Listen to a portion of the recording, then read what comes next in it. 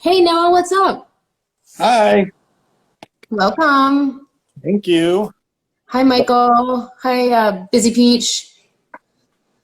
Some of our friends are already joining in. Really nice. This is a big day. I actually feel like a little bit nervous. Do you feel a little nervous? I don't know why. The end of the It's like sprint. exciting. Yeah, there's actually not nervous. It's that like excitement feeling a little bit, which I guess that's good.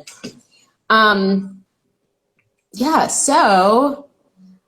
Today's prompt for those who are participating is to make a trophy for yourself. We always end with this.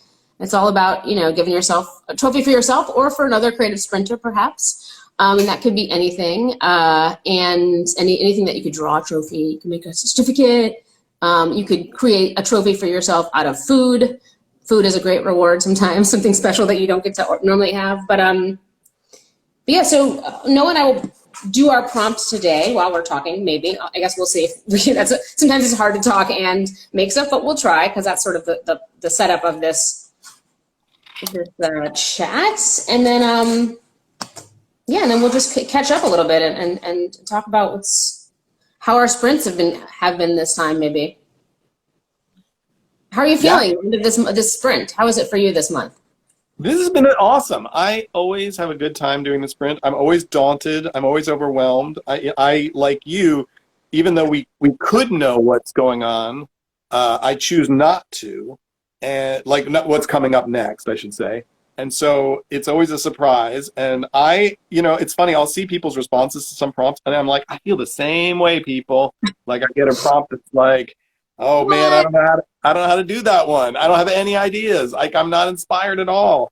And I'll always ask my daughter. She goes every morning. She says, what's the prompt for today?" And she doesn't do all of them. She's a say 7, and she's totally fine not doing them. But she gets excited to think about them, and she'll say, "What's today's?" And and then immediately she'll say, "Oh, the answer is blah blah blah," and she'll just spit out an answer, and it's like immediate, and it's so good because it's not what I do. So sometimes I'll just take her response. I'll just I be think like, that's a okay. great. That's one of my questions for you. So when we started doing these, the whole idea behind Creative Sprint, for those who don't know, was Noah and I had been doing a lot of speaking and teaching and training around creativity, and we were using the story of Noah's Skull a Day project, which if you haven't seen it, you must see it. But it's basically a daily practice that he did for 365 days. I also had experience with a 365 creating process that both of us had, that like creating and sharing on the internet daily small things, and how that really transformed the way that we were working, as artists, and also just our life, like how we saw things. So we were using Noah's 365 skull story to talk to our clients, who are frequently people who don't do anything creative at all. And then we'd be like, cool, do this thing for 365 days, bye. And we realized that, like there's all these learnings, but like how can people try it? How can they try it? How can they do it? So the idea was to make it as easy as possible for people to have a little bit of that making daily experience. And we weren't sure how much they needed to do. So we decided to make a 30-day challenge. I can't remember, a number of people maybe even suggested it, but through a lot of conversations, it resulted in this book, 6 30-day challenges. So it's really just breaking down a year into like a month at a time. Hey, go figure. That's a cool way to start a practice or a habit. It just made a lot of sense, and it made it really easy for our clients and for other people that they loved this idea of daily habit, daily practice. Noah had already had a book called 365. It is still available, where you can actually do your own 365 project by following. But it's just really hard to do something for 365 days. And what we learned from this is that you actually can get a lot from 30 days. Yeah, what I found is that people, if they stick with it, get stuff usually within a week. Like honestly, you've got to get about 7 to 10 days into something to really see results. But 30 days is enough to get you into that habit realm. And yeah, you can make amazing strides and learn a ton. And when I do Creative Sprint myself, I always do something new that I am excited about, that I want to reproduce or think more about or dive in further every time. Only maybe 1 day or 2 days out of the 30, but that's awesomely valuable to me. Like that I've explored some new thing that I wouldn't have done otherwise. You know, what were you going to say? Yeah, I mean, I think that's, for me, it's also similarly like it's one of the things I think is really interestingly different about the Creative Sprint Challenge as opposed to other. So I have many questions. One, I want to just real quickly go back, rewind. When did you start incorporating your daughter? You talk about you have this wonderful foil in your daughter who is like all children, amazingly creative, and she has been doing Creative Sprint with you for years now. But when did you first decide to incorporate her into your creative sprinting? Pretty early on. I think as early as she could understand what was going on, I got her involved. I think she didn't even understand what was going on, and I had her like, the earliest ones, she didn't do them. I would just say, I'm doing this, you want to be involved in some way, and she would participate by adding on to whatever I was doing. She just liked it because it was a creative activity that her dad was doing and she of course wants to do it. Yeah, I love that. Because very early when she was like 4 or something, you're like painting her face like David Bowie and and she's doodling on your artwork. She loved it. And it was this exciting, she would ask me then, like, what's today's thing? Because she knew we were going to do a fun thing together every day, which is super exciting to a kid, right? Because your parents are usually doing the same things over and over, and so to be so how did that incorporating her, how did that change how you were thinking about this like precious Noah Scalin creative practice artwork? Because also you have the rare thing of like you put things out there and you get you've developed a following on the internet. People know you, they expect from you. You have a little bit of a higher barrier set, higher bar set for you because of all the work that you've already done. People know. So how did she, working with her, did that help her change the way you were thinking about creating?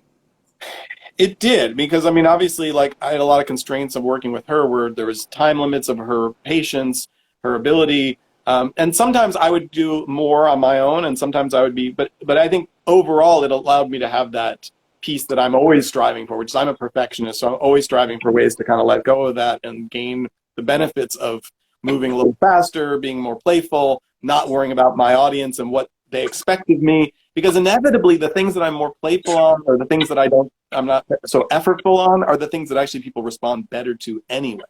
When I just experiment, have fun and play or try something different, that people love it. And then I'm like, oh, wow, that gives me something to process that I'll use through the rest of the year. That's what, right. For me, the benefit of that stuff is that right there, where I'm like, oh, I wouldn't have ever done. That's a good point of like the differentiation between like, and again, this is sort of developed. We didn't know what people would do with this 30-day challenge. I thought like, yeah, maybe they'll like, they'll develop a skill or, whatever, and, use it to get better at some kind of skill, which again, you and I have done. Sometimes we've done ones where it was like just drawing for 30 days, like an Inktober kind of thing. Yeah. But what I found for me too, and how I even approach them now is that like, no, it's 30 days of trying new things. It's 30 days of new approaches where I don't need to worry about like if I mess it up, or I don't need to worry about if it doesn't work. It's like 30 experiments, just like this opportunity to go back to art school and be in a studio where I'm just like messing around and exactly reminding myself that like, oh, if I say like, if I limit my limitation where I'm like, okay, cool, I'm just gonna, and I've seen people do this, like I'm just gonna use a marker, or I'm just gonna do drawing, or I want to say I've seen a couple fabulous ones. Definitely, it's like 300 level to do that. I've seen like some of our regular sprinters, Beth Nyland, who's a writer, but also I would argue now a great visual artist. But she started like pairing her writing with imagery for her creative sprints, and this time she incorporated every prompt. Like she found a quote that related to every prompt and illustrated it. It's amazing. But next level so stuff. Like you do 1 month to try things differently, but then like for me it really becomes a month of experimentation, which is different than something like, okay, Inktober, get better at your drawing. Or does that make sense? Yeah, absolutely. It is a very different thing. And I think if you approach it this way, right, our goal is to develop our own creativity, to return to that gym. I always tell people that you can be the greatest weightlifter in the world and go to the Olympics, but like they don't stop practicing because they're good at it, right? Like they're not going to, or a pianist, like you're not going to be like, well, I'm good at piano playing, so I don't have to practice piano playing anymore. No, they practice more. And so I think, right. That's a good point. Right? You're going to need the word practice. Yeah, so it's like you got to still practice. And so this is, for me, this is practice. This is that time spent doing the stuff that I should be doing, but I'm too busy with my life and my work and all the stuff I do to be like, oh, I do need to be playful and experiment, because this is where the next thing will come from for me. Like I will find something new here that has some value. And I guess I'm looking at it very pragmatically, but I really do look at it as like, this is the thing that will fuel things that add value to my life as a creative professional. So I actually need this stuff to give me the ability to do more. Yeah, yeah, an R&D month. I definitely like. Yeah, that's a good way to put it. For certainly, and I guess that's for us. It works differently because we're in different maybe places and other people in their practice. But I'm fascinated. I mean, I feel like we're always sort of. For me, it's like we created this thing and now we're learning what it is and what it can do through everybody's use of it. So it's like, it's an interesting tool in that way. So I think people benefited from it from different ways. I love seeing how different everybody's responses are to it. I like seeing, and I guess if anything, like I worry that my stuff will be daunting because I'm a professional artist. I practice this a lot. Right. I know my stuff is of a certain quality. That's my own challenge. I don't mean it to be something that like puts people off or overwhelms people. That's where I come in. I feel like I intentionally like things to be like a little not like deceptively simple because I want people to feel like, oh, I could do that. Like that actually makes me feel good when someone's like, oh, I could do that. Instead of being like I don't care. I'd rather people feel like they could do it and then participate than look at what I do and be like, wow, she's very skilled. Like, right. Isn't that weird? Like a next level like interest. That's like. Yeah, I mean, again, it's coming from different needs and different goals, and I think all of it fits. And I love watching other people's stuff, and I get so inspired. Seeing how people what this month inspired you? What was it? Say again. Anything specific this month, or any sprint that you can remember that like really blew your mind and helped you take you to another level or change how you were thinking about something? Yeah, I mean, there's so many sprinters this time. I feel like we're at the next level because we've got people who've been doing it for a while, but even brand new people. And I don't know her actually, Delgado, who's been doing this. Oh, Elena!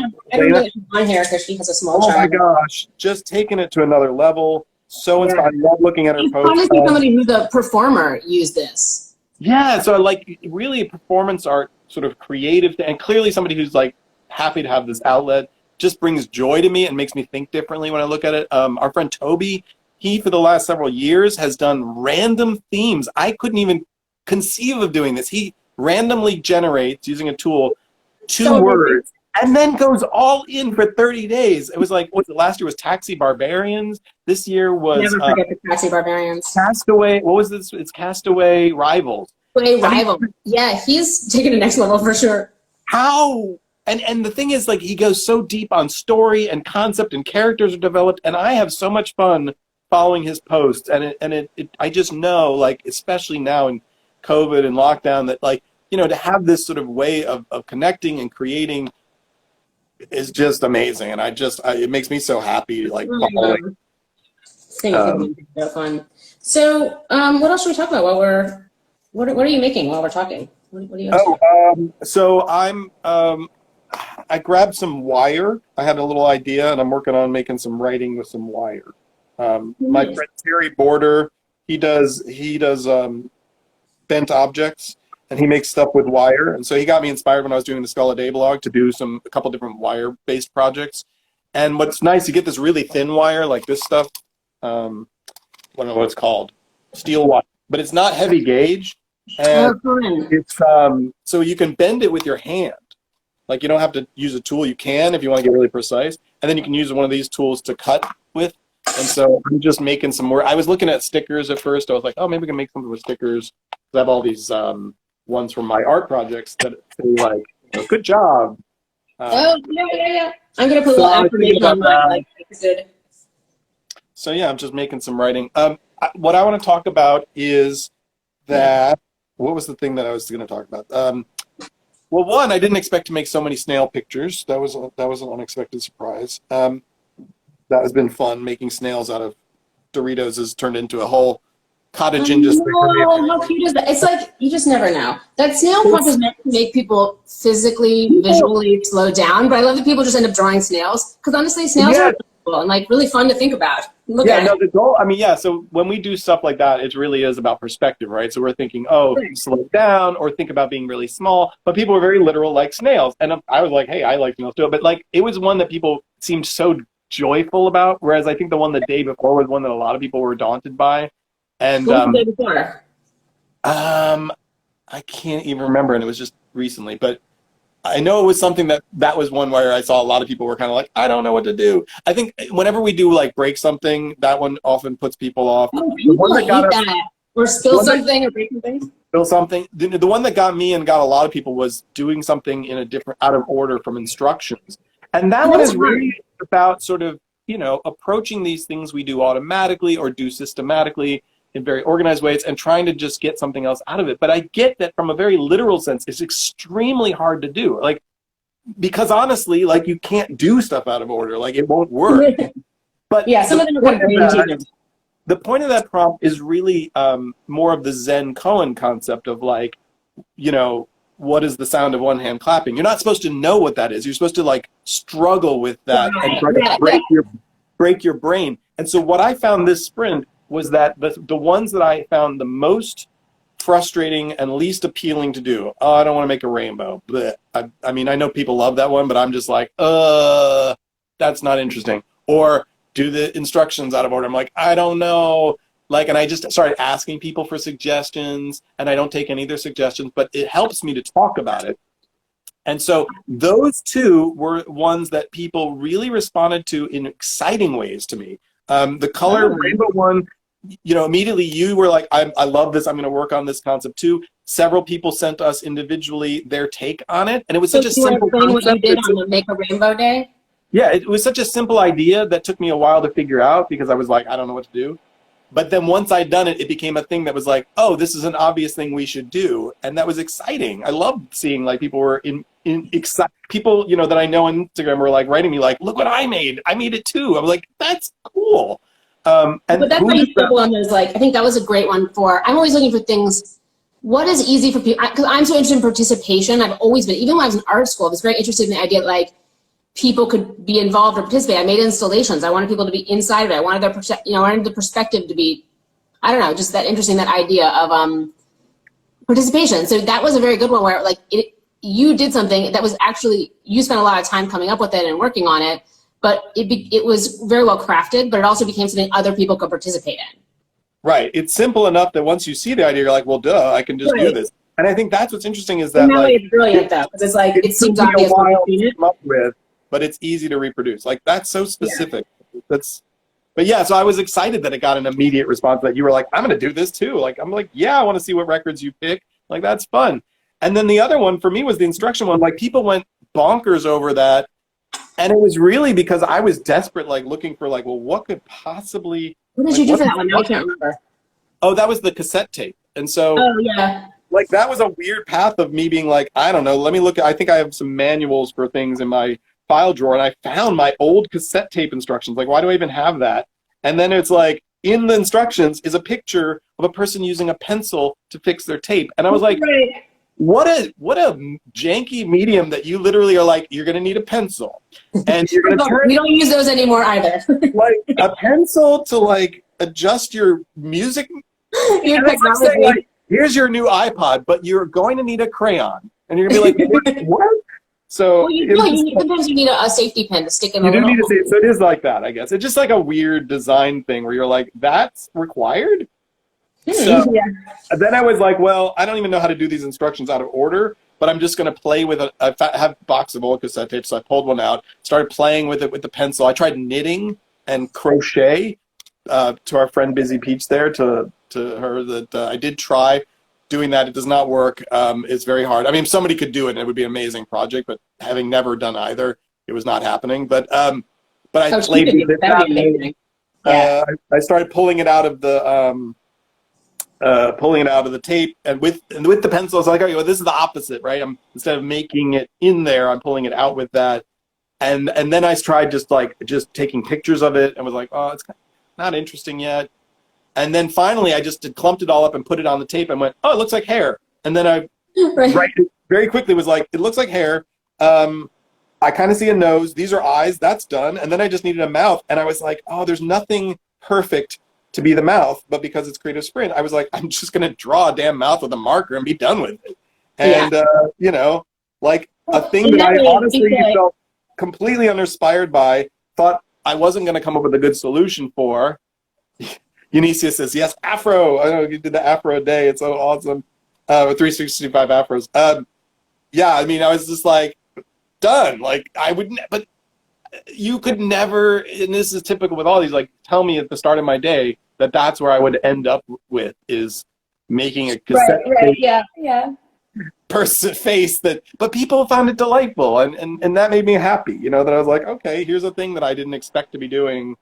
Well, that speaks to, like, we're doing this publicly, so there's that element of, like, yeah, simplicity. When you're communicating, I heard Lizzo say this on the interview with David Letterman, which is great. I love her, obviously. I haven't seen the interview yet, but she's awesome. The David Letterman interview, she said something that was like so good. It's like, she was talking about her early songs, and she was like, oh, it was so wordy, like the lyrics, there's just too many lyrics. What was I doing?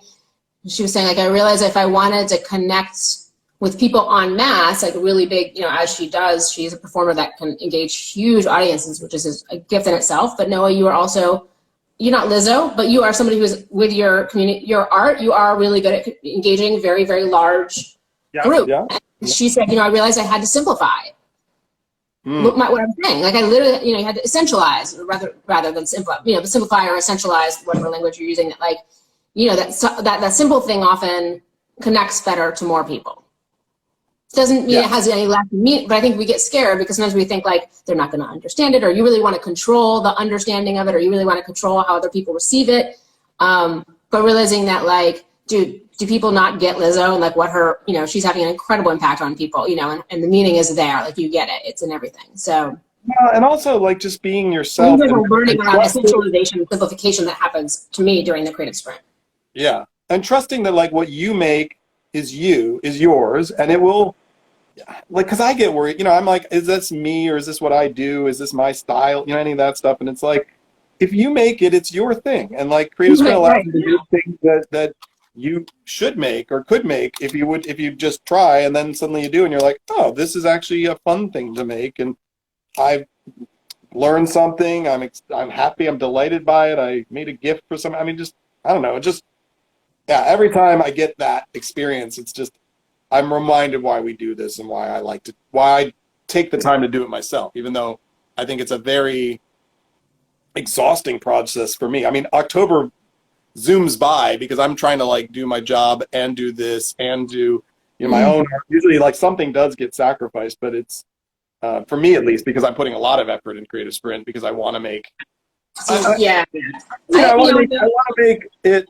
I want to show other people that it's something you can do and that it's worth doing, and so I put a lot of effort into it. Yeah, I think okay, I'm going to show you what I've done. So again, similarly, trying to not stress over these because there's so much going on with them. I really try to often I try to, with the Creative Sprint stuff for me, because part of what I want to do also with Creative Sprint is work on my, like, the past several years for me has been, like, creating an aesthetic. Like, what does my work look like now? I had been out of practice of being an exhibiting artist, and I knew I wanted what does my work look like when I haven't been making this kind of work in a long time. So one of the things I challenge myself to do a lot of times during the sprint is to kind of, like, keep working with the materials that are already out. I make my desk messy. I let myself start from an existing page, maybe a previous day's sprint, or maybe some leftover material, so I'm not starting with a blank page. So it's also allowing myself to, like, oh, you don't have to start from scratch. So I did all these little drawings for a monument. So I made a monument. One of the prompts was to make a monument. I made a monument to bodega cats because I thought it's funny. A lot of people I look at, I don't know why, I'm looking at bodega cats Instagram, and a lot of the cats are sitting on stacks of things, just looking kind of like blasé or like sleeping, not caring. I thought that's kind of a funny, like, monument of, like, a stack of, like, bags of flour and, like, a snapping cat on top. Like, I was like, it has the elements of a monument, but it's just like, cat doesn't care. And, it doesn't think it was very funny, very mundane, kind of the opposite of this, like, grandiose thing. So that made me laugh. I did some drawings of bodega cats sitting on things. So what I did was I thought, a lot of times a trophy looks kind of like a tiny monument, in the sort of old school traditional, as we know from our history in Richmond, Virginia, these sort of, like, weird plinth with a thing on top, kind of person on top or a thing on top. So I took this bodega cat illustration, I cut it out, and I thought, well, does a cat care that I did Creative Sprint? Not really.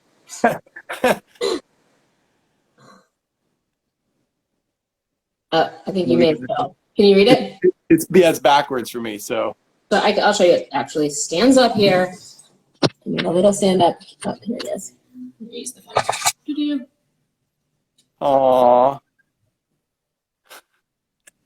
So cute.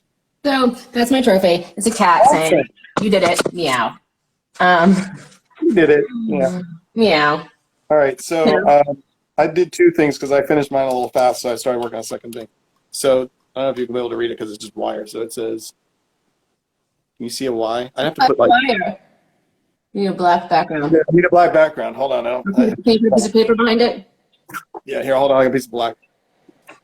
I'm going to put a piece of black fabric over my head. Okay, this is Can you see the wire? It's going to be backwards on your screen, too. Okay. So you rock. rock. You rock. Yay! So you rock. And then since I was still playing with wire, I started making a face out of wire. Oh, fun. So cool. It's for fun. Just it's a continuous line drawing, but with wire. So that's. Who could do what? That's so crazy. Maybe I have to try that one day. It should. It's super fun. I'm gonna make it's like who did those? Calder, and then like the shadows on the wall, the face. It's so cool. But yeah, totally. And Calder is amazing. Also an inspiration for the other project I was mentioning earlier. The oh, cool. bent objects for Terry it's a great reminder for people during the creative sprint. One of the things I find, again, we just get very like obsessive about making our work so perfect, and I think we have the day where people recreate a famous work of art or work in the style of artists, and one of the reasons why I do that, we're trying to give people to reference an artist because we get so hung up on making things so great, but so many celebrated artists, like their best work, most known work is something where they broke from whatever was the norm and did something that like arguably is messy or unusual or crazy or like when you see these things, the Alexander Calder Circus is adorable, gluey, frizzy mess of toy, like just trash, and it is like one of the things he's most known for. He could create, beautifully refined sculptures, but he also created in a very playful way. And I think that also is so important to remind people that like, That's a good, create in a playful way, like there's so many artists that really did that and brought that into their work in different ways. Yeah, and I think similarly, like when you try to work in somebody else's style, it's not about recreating their work of art. It's more just like, what does it take to do this? Like, what's involved? Like, what's the process? How does it feel to do that? I saw somebody had done I don't even know if that was it might have been in a class I taught where I had people do it. They did a Jackson Pollock with like ketchup and mustard and relish, like squeezy bottles, and it was like so delightful and like clearly was a fun activity for them to like just be messy and playful with this material. Like obviously you're not making a Jackson Pollock painting, you're just experiencing the process. But in experiencing the process, right, and you're copying the behavior of that person in some way, and you're thinking about them, I think you end up, I always end up having like a learning about that person and their work or what they may have been thinking or trying to do. Like you're suddenly like doing this, like you're physically kind of doing what he was doing. Like what kind of feelings or thoughts are you having? Oh, so, yeah, absolutely. A lot to be said and that stuff. So I don't want to take up too much time. You and I obviously can go on and on together. Now I'm obsessively playing with wire. No, sorry. Thanks everyone for watching.